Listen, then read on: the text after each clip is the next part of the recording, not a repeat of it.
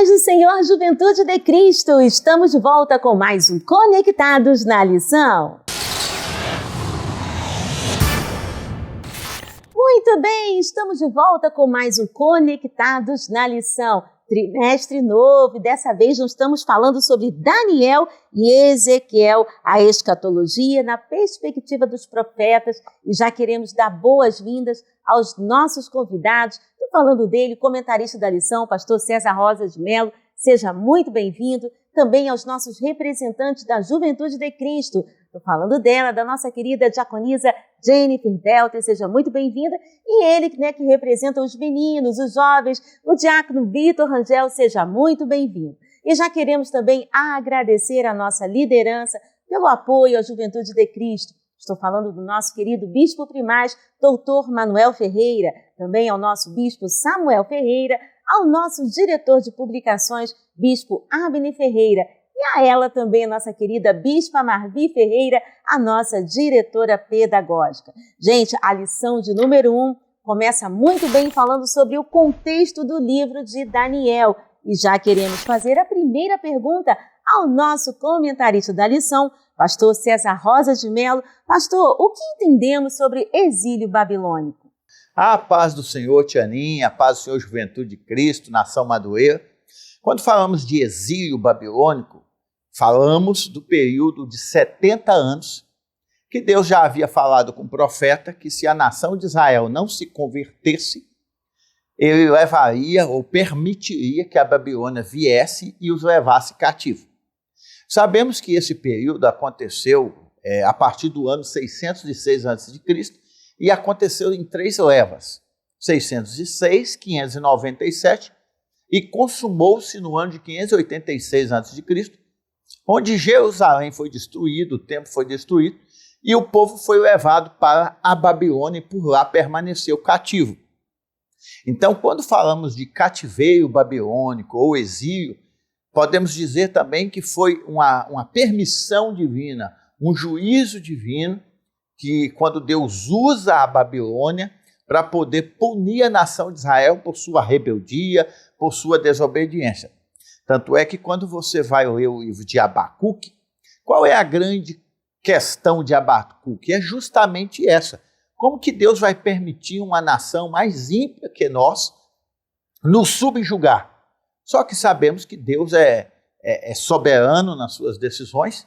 E esse período de 70 anos, quando nós vamos analisar a história de uma forma geral, percebemos que através da Babilônia e esse tempo de reclusão em que o povo viveu na Babilônia, o povo passou a ser curado de muitas coisas, e uma delas é a idolatria. Então, em suma, é justamente isso. Cativeiro babilônico, exílio, foi esse período em que o povo ficou exilado na Babilônia, e que nada mais é também serve de um pano de fundo para a gente entender o contexto de Daniel. Muito bem. Pastor, qual a cosmovisão predominante na Babilônia?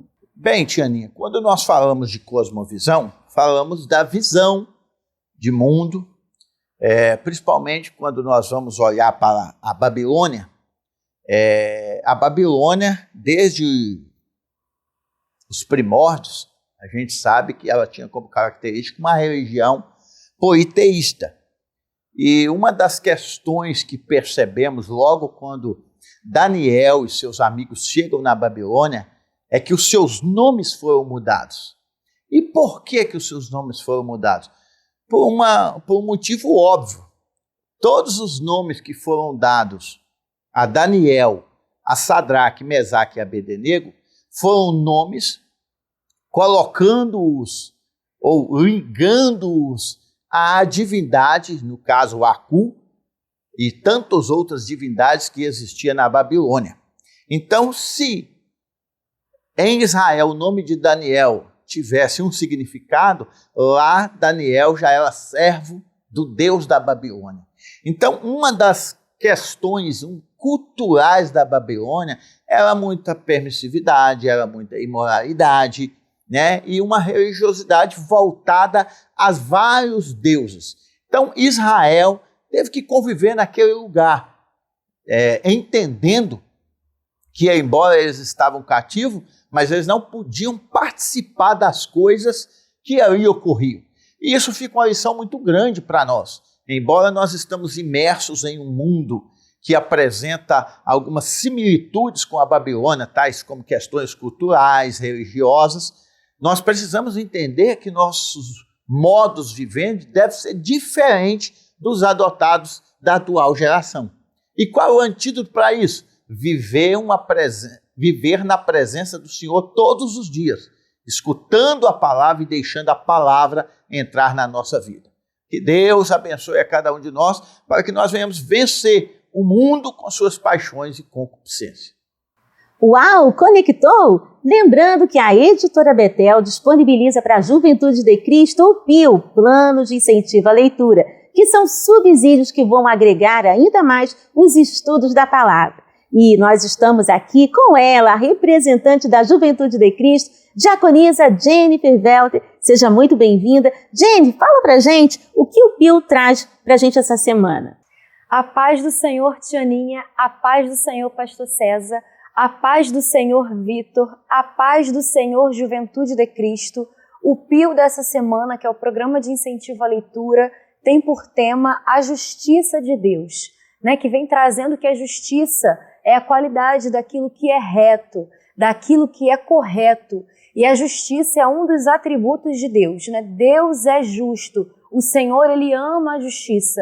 E o profeta Isaías, ele já anunciou, né, que viria um juiz para julgar a terra. O Senhor, ele se alegra com a justiça. Por mais que a vida seja injusta, o nosso Senhor é justo. E Pastor César, a Juventude de Cristo quer saber como conciliar a justiça divina com seu amor pela nação de Israel. Paz do Senhor, Jennifer. Essa é uma pergunta bastante interessante, porque a justiça divina, ao nosso modo, e quando nós olhamos o que aconteceu com a nação de Israel, a primeira pergunta que vem à nossa mente é: como pode um Deus que ama tanto a nação de Israel permitir tudo isso acontecer e sobrevir à nação que é propriedade peculiar? Pois bem, o que muitas vezes a gente não entende é que dentro do amor de Deus mora a sua justiça. E que dentro da justiça também mora a misericórdia e o amor de Deus. Tanto é que um dos profetas vai dizer: por um pouquinho de tempo te deixei, mas pelas muitas misericórdias te recolherei. Eu citei aqui na primeira pergunta e vou citar novamente o caso de Abacuque. Qual foi a grande tônica do livro de Abacuque? Abacuque, a grande interrogação de Abacuque é como Deus deixaria uma nação pior do que eles, uma nação pagã, uma nação politeísta, subjugar o povo escolhido por Deus. Então, essa é a grande questão, muitas vezes, que a gente pensa: como Deus permite que o ímpio domine sobre o justo? E o que a gente aprende através de todo esse contexto histórico de Daniel é que Deus tem os seus propósitos, Deus tem os seus meios para, ao mesmo tempo que punir a nação, ele fazer com que essa nação se volte para ele. Ao mesmo tempo que a nação de Israel recebe a punição de Deus, essa nação consegue voltar-se para Deus. Então, meus queridos, na justiça divina habita seu amor, a sua misericórdia, e principalmente vai mostrar que Deus nos traz de volta para Ele através desse processo tão difícil. Que Deus os abençoe e que nós venhamos entender a cada dia mais que o pecado Deus jamais vai aceitar, mas Ele vai tratar conosco para que nós venhamos voltar para Ele. Deus te abençoe e um ótimo dia na presença do Senhor. Uau, conectou? Lembrando que a Editora Betel disponibiliza para a Juventude de Cristo o nosso livro do trimestre, gente. A Escatologia dos Profetas, Daniel e Ezequiel, do nosso querido comentarista, Pastor César Rosa de Mello. E olha, você pode adquirir já o seu exemplar neste telefone que está passando na sua tela. Bom, gente, vamos ficando por aqui. Quero agradecer a todos. Fiquem na paz do Senhor. E semana que vem estaremos de volta com mais um Conectados na Lição.